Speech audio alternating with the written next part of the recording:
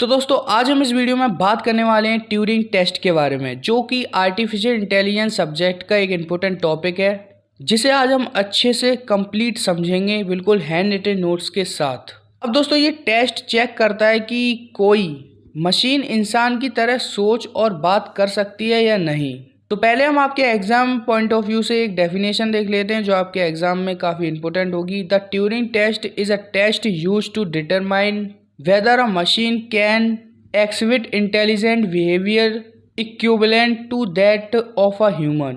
अब friends simple words में बोलें तो टेस्ट ट्यूरिंग एक ऐसा टेस्ट है जो चेक करता है कि मशीन इंसान की तरह इंटेलिजेंट बिहेवियर दिखा सकती है या नहीं। And the Turing test is use to check whether a machine can think and respond like a human being. It was proposed by Alan Turing in 1950। यानी मशीन इतनी स्मार्ट है या नहीं कि इंसान उससे बात करके कंफ्यूज हो जाए कि सामने इंसान है या मशीन। और ये टेस्ट एलन ट्यूरिंग ने 1950 में लाया गया था। तो दोस्तों अब बात करते हैं पार्टिसिपेंट्स ऑफ ट्यूरिंग टेस्ट, जिसमें से हमारा फर्स्ट पॉइंट है human, a real person who answer the question.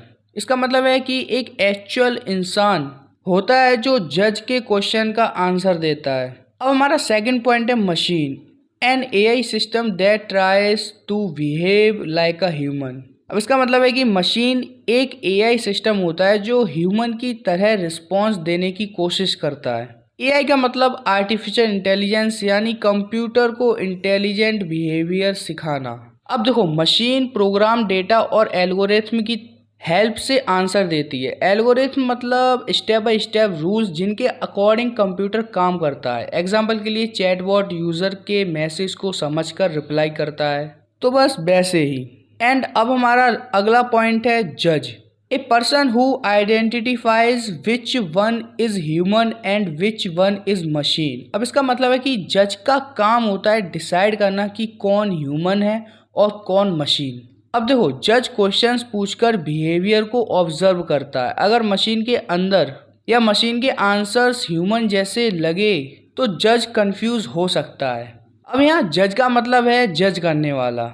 जैसे आप जब कभी भी चैट जीपीटी या जेमिनी से बात करते हैं तो कभी कभार ऐसा लगता है कि वो बिल्कुल ह्यूमंस की तरह ही बात कर रहा है, लेकिन वो रियलिटी में तो ह्यूमन होता नहीं है।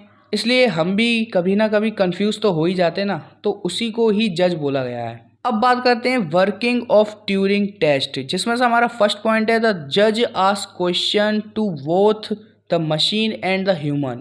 अब इसका मतलब है कि जज दोनों से सेम टाइप के क्वेश्चन पूछता है। Questions like general knowledge, emotions या डेली लाइफ से रिलेटेड हो सकते हैं, जैसे तुम फ्री टाइम में क्या करते हो, ये सब। एंड हमारा नेक्स्ट पॉइंट है both give answer to the जज। ह्यूमन और मशीन दोनों आंसर देते हैं। Like human natural language use करता है और मशीन ह्यूमन जैसे रिप्लाई देने की कोशिश करता है। एंड अब हमारा थर्ड पॉइंट है द जज tries to identify which one is the machine. अब यहाँ पर जज ग्रामर, इमोशंस और लॉजिक ऑब्जर्व करता है। अगर मशीन बहुत ज़्यादा नेचुरल रिप्लाई दे तो कंफ्यूज क्रिएट हो सकता है। अब हमारा नेक्स्ट पॉइंट है इफ़ द जज can not correctly identify the machine then the machine is said to have passed the Turing test। अब इसका मतलब है कि अगर जज मशीन को आइडेंटिफाई नहीं कर पाता है तो मशीन ट्यूरिंग टेस्ट पास कर लेती है। अब इसका मतलब है मशीन ने ह्यूमन लाइक इंटेलिजेंस शो की है। मतलब हमारी मशीन या एआई इतनी इंटेलिजेंट हो गई है कि वो एक ह्यूमन के बराबर काम कर सकती है। अब बात करते हैं purpose of Turing test. The main purpose of Turing test is, जिसमें से हमारा फर्स्ट पॉइंट है टू एवेल्यूएट मशीन इंटेलिजेंस। अब ये टेस्ट मशीन की इंटेलिजेंस चेक करता है, यानी कि ये देखा जाता है कि मशीन कितनी स्मार्ट तरीके से रिप्लाई कर सकती है। एंड हमारा सेकंड पॉइंट है to check human like behaviour in machine. अब इसका मतलब है कि मशीन इंसान की तरह बिहेव कर पा रही है या नहीं, ये टेस्ट करता है। और अभी के टाइम आप देख रहे हैं कि जैसे कि आज के AI assistant human like communication improve करने की कोशिश करते हैं। एंड अब हमारा लास्ट पॉइंट है to improve communication ability of AI system. अब इसका मतलब है कि एआई सिस्टम को बेहतर कम्युनिकेशन सिखाने में हेल्प करता है। मतलब जो चैटबॉट्स और वर्चुअल असिस्टेंट को नेचुरल कन्वर्सेशन के लिए ट्रेन किया जाता है। अब देखो दोस्तों, जितने भी मैं पॉइंट्स बता रहा हूँ, जैसे working of test Turing, purpose Turing test, advantages of test Turing, जो अभी मैं बताऊंगा आप लोगों को, तो ज़्यादातर एग्जाम में यही इंपॉर्टेंस हेडिंग्स होती हैं जिन्हें आप अपने तरीके से लिख सकते हैं। तो आपको इतना ध्यान रखना है कि टॉपिक से रिलेटेड लिखना है, और जो मैं आपको बता रहा हूँ अगर यही लिख कर आते हैं तो एग्जाम में काफ़ी ज़्यादा अच्छे मार्क्स आप ला सकते हैं। तो अब बात करते हैं एडवांटेजेस ऑफ ट्यूरिंग टेस्ट, जिसमें से हमारा फर्स्ट पॉइंट है हेल्प्स मेजर मशीन इंटेलिजेंस। इसका मतलब है कि मशीन कितनी इंटेलिजेंट है ये मेजर करने में हेल्प करता है। And researchers AI performance compare कर सकते हैं इसमें। एंड अब हमारा सेकंड पॉइंट है encourage development of smart AI system. इसका मतलब है कि ये स्मार्ट एआई सिस्टम्स बनाने को इनक्रेज करता है और कंपनीज बेटर चैटबॉट्स और असिस्टेंट डेवलप करती हैं। वैसे दोस्तों मैं आपको बता दूं कि हम इस चैनल पर आने वाले टाइम में चैटबॉट्स और वर्चुअल एआई असिस्टेंट और प्रोग्रामिंग लैंग्वेज भी पढ़ाई जाएंगी, जिसके आपको फ्री फुल कोर्सेस मिलेंगे, वो भी हैंड रिटन नोट्स के साथ। इसलिए चैनल को सब्सक्राइब जरूर कर लेना। चलो अब आते हैं हम अपने टॉपिक की ओर। अब हमारा नेक्स्ट पॉइंट है इम्प्रूव्स ह्यूमन कंप्यूटर इंटरेक्शन। अब देखो यार, ये ह्यूमन और कंप्यूटर के कम्युनिकेशन को इम्प्रूव करता है, और आज कस्टमर सपोर्ट बोट्स इसी वजह से ज़्यादा नेचुरल लगते हैं।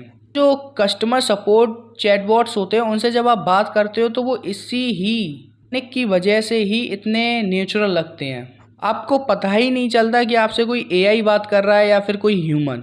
तो अब बात करते हैं लिमिटेशंस ऑफ ट्यूरिंग टेस्ट। अब इसकी लिमिटेशन भी देख लेते हैं, जिसमें से हमारा फर्स्ट पॉइंट है it checks only conversation ability. अब फ्रेंड्स, ये सिर्फ कम्युनिकेशन एबिलिटी चेक करता है, मतलब मशीन इंटेलिजेंस आंसर दे सकती है, लेकिन ज़रूरी नहीं है कि वो एक्चुअल अंडरस्टैंडिंग रखती हो, मतलब एक्चुअल अंडरस्टैंडिंग रखती हो।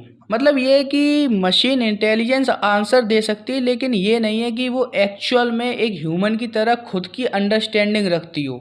तो बस यही पॉइंट है ये वाला। एंड अब हमारा नेक्स्ट पॉइंट है it can not measure real emotions और अंडरस्टैंडिंग। इसका मतलब है कि मशीन एक रियल इमोशंस नहीं होते। जब हम किसी भी एआई चैटबॉट या मशीन से बात करते हैं तो वो जो इमोशंस हमें दिखाता है वो रियल इमोशंस नहीं होते, वो बस आपके वर्ड को प्रिडिक्ट करता है जो आप उसे डेटा देते हो।